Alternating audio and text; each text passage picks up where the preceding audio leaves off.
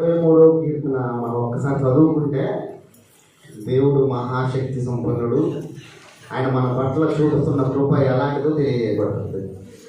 మరొక చిన్నారి షావయ్య వచ్చి తూర్పు దేశపు జ్ఞానుల సందర్శన మనకు తెలియజేస్తుంది.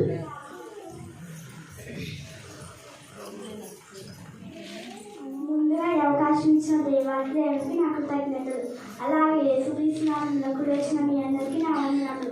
నా పేరు శ్రావ్య, నేను 6th క్లాస్ చదువుతున్నాను. చిన్న ప్రార్థన చేసుకున్నాం.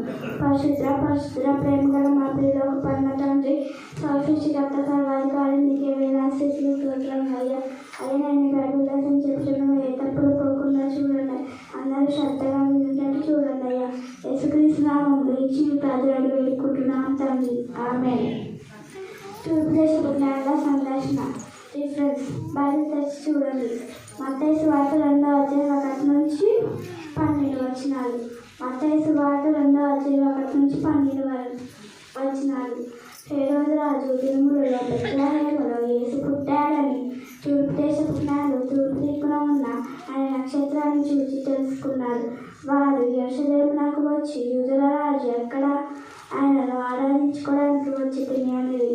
హేరోదు రాజు కలవరపడి ప్రధాన యాజకులను, శాస్త్రులను పిలిపించి క్రీస్తు ఎక్కడ పుట్టాడని అడగగా, వారు మీకా గ్రంథంలో ప్రవచనాన్ని జ్ఞాపకం చేసి బెత్లెహేములో అని చెప్పారు. రాజు జ్ఞానులను రహస్యంగా పిలిచి, మీరు తెలుసుకొని నాకు వర్తమానం తేండి, నేను ఆరాధిస్తానని చెప్పి బెత్లెహేమునకు పంపారు.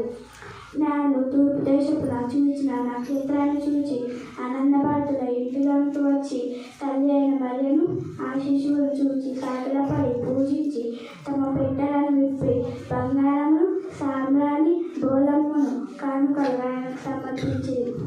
ఏ రోజుని కలవద్దని దేవుని చేత బోధింపబడిన వారు తమ దేశమునకు వెళ్ళిరి. ఆత్మీయంగా మనం కూడా బుద్ధిమంతులమై అనేకులను ప్రభు దగ్గరకు తీసుకువచ్చిన నక్షత్రం వల్ల నిరంతరం ప్రకాశించాలి. ప్రకాశిస్తున్నామా? ఆలోచించండి. అందరికీ వందనాలు.